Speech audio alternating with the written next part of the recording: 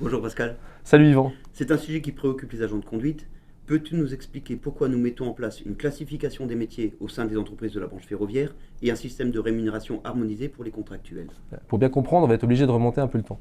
En 2014, l'État nous a fait rentrer dans le champ conventionnel, c'est-à-dire nous avons engagé la construction d'une convention collective, comme d'autres secteurs d'activité en France. Dans une convention collective, le volet sur les classifications et rémunérations, c'est le cœur du réacteur. C'est un chapitre qui est essentiel, puisque son objet, c'est de définir une classification commune des métiers, quelle que soit la taille des entreprises, et d'y associer, en face de chaque métier, un niveau de rémunération minimum. S'il n'y a pas ce chapitre, la seule règle que doivent appliquer les entreprises, c'est le SMIC. Donc on comprend bien que c'est dumping social à gogo.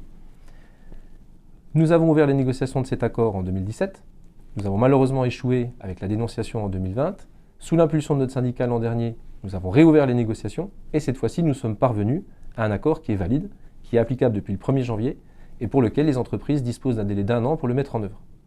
Alors concrètement, comment va s'effectuer cette déclinaison à la SNCF? Alors, d'emblée, notre syndicat s'était prononcé pour que l'accord de branche soit décliné par voie d'accord collectif au sein de la SNCF. Ce n'est malheureusement pas le choix qui a été fait par la direction, puisqu'elle a choisi de traiter le volet classification par décision unilatérale et de n'ouvrir des négociations seulement que sur le volet en lien avec la rémunération des personnels contractuels. Faute de maturité dans le dialogue social et aussi en raison de posture électorale, l'accord n'a pas recueilli un nombre de signatures suffisant et il n'est donc pas applicable. À nos yeux, c'est une véritable calamité, puisque les contractuels perdent des droits, clairement, notamment en termes de suivi. Il y avait des mécanismes dans l'accord qui nous ont permis d'avoir une vision beaucoup plus fine sur leur rémunération, là où aujourd'hui elle est très opaque.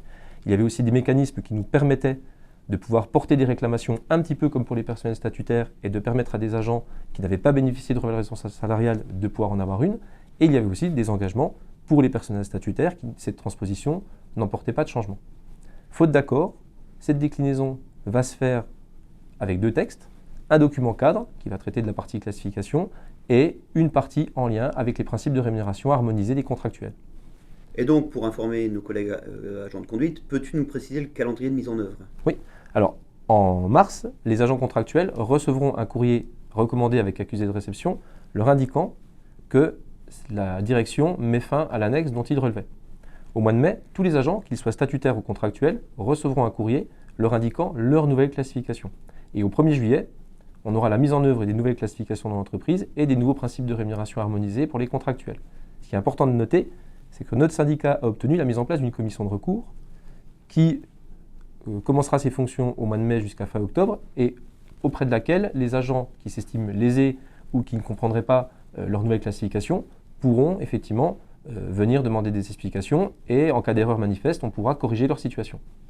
Mais concrètement, quel est l'impact pour les agents statutaires? Alors déjà, ce qui est important de rappeler, c'est que les agents au statut ne relèvent pas de la grille de rémunération minimale qui figure dans l'accord de branche, puisqu'ils relèvent de la grille sédentaire ou agent de conduite qui est définie par le chapitre 2 du statut.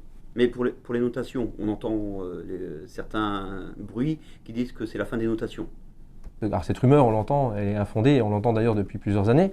Concrètement, dans le document de transposition, il est prévu que les règles de notation restent inchangées. On continuera à avoir des circonscriptions de notation avec des délégués de commission qui feront les notations pour les agents en statut et on continuera d'appliquer les règles qui sont prévues par le chapitre 6 du statut pour l'avancement en qualification, en niveau et en position de rémunération. Et alors plus spécifiquement justement pour la rémunération des agents de conduite? Alors, pour les conducteurs, je parlais tout à l'heure du calendrier, vont évoluer de qualification TA et TB vers des classes TA et TB, parce que notre syndicat est parvenu à conserver TA et TB dans cette transposition, et les conducteurs continueront de relever de leur grille avec les règles qui sont inchangées. Une partie des conducteurs, l'intégralité des TB et une partie des TA deviendront agents de maîtrise à partir du 1er juillet 2022. Pour autant, nous avons conservé les règles qui sont spécifiques à la grille, et notamment les 50% de passage en position prioritaire au moment des notations. Alors justement, tout à l'heure, tu nous disais qu'on avait perdu quelque chose lors de la dénonciation. Ah oui, effectivement, il y a une petite nuance, je pense qu'il est important que tu soulignes. Ce que je voulais dire tout à l'heure, c'est que nous étions parvenus, dans l'accord qui n'a pas été validé, à inscrire qu'il n'y avait pas de changement pour les statutaires. Cette disposition, nous sommes parvenus à l'inscrire dans le document unilatéral. Mais ce qu'il faut comprendre, c'est que l'inscrire dans un accord collectif, c'est beaucoup plus solide. Puisqu'un accord collectif, l'entreprise ne le modifie pas comme elle veut, une décision unilatérale est complètement à sa main. C'est ça que je voulais dire tout à l'heure.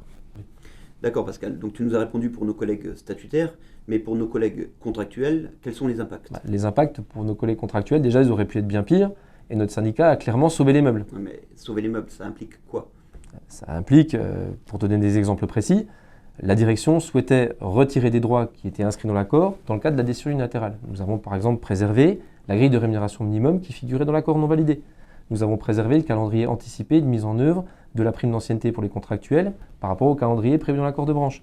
Nous avons conservé aussi pour les annexes A1, A3 ou B le dispositif qui permet de compenser le différentiel d'ancienneté. On a conservé aussi le principe que les contractuels relèveront des révisions salariales annuelles obligatoires. On peut dire qu'on a conservé de nombreux droits. Oui, mais on en a aussi perdu quand même quelques-uns en route. Il y en avait un notamment qui prévoyait que quand on réévaluait, qu'on augmentait les rémunérations au niveau de la branche, on les augmentait de manière automatique au niveau de l'entreprise. Ça a disparu. On avait des conditions de suivi qui étaient beaucoup plus précises, puisque au niveau de chaque CSE, et non pas au niveau national. Et ça nous aurait permis de voir, par exemple, comment les contractuels évoluaient en rémunération de manière beaucoup plus fine. On avait aussi un droit qui était un droit très important, qui permettait à un contractuel qui n'avait pas été revalorisé depuis 3 ans de venir voir un représentant du personnel pour qu'il porte une réclamation un peu sur le même modèle que pour les statutaires, afin qu'il puisse obtenir une revalorisation salariale. Ces droits ont été perdus. Alors, il y a un sujet qui préoccupe beaucoup les agents et qui fait beaucoup parler en ce moment, c'est cette fameuse grille de rémunération pour les collègues contractuels.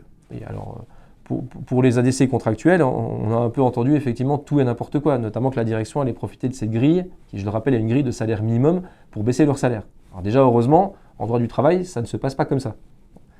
Ces grilles, le problème, ce n'est pas un risque que l'entreprise ait un peu un effet d'aubaine pour diminuer la rémunération des conducteurs et d'ailleurs des ASCT contractuels du fait que leur prime de travail est intégrée dans leur rémunération. Sur ce point-là, nous avons des engagements clairs, nets, précis de l'entreprise qui figurent dans un relevé de DCI du 26 janvier de cette année. Pas de risque là-dessus. Le vrai risque, le vrai sujet, c'est un problème de perspective de déroulement de carrière, puisque les rémunérations minimums qui sont posées sont très éloignées des rémunérations réelles des conducteurs contractuels. Donc cette grille, pour eux, elle ne donne aucun repère. D'accord, alors on fait quoi? Et bien aujourd'hui, nous revendiquons à l'AFJAC-CFDT la mise en œuvre d'une grille spécifique pour les ADC contractuels et également pour les collègues ASCT, qui prévoit des salaires minimums qui collent plus à la réalité de leur rémunération et qui leur assure, un peu comme pour les personnels à statut, des garanties en matière d'évolution de salaire au fur et à mesure de la progression de leur carrière. Je te remercie, Pascal. Merci beaucoup à toi, Yvan.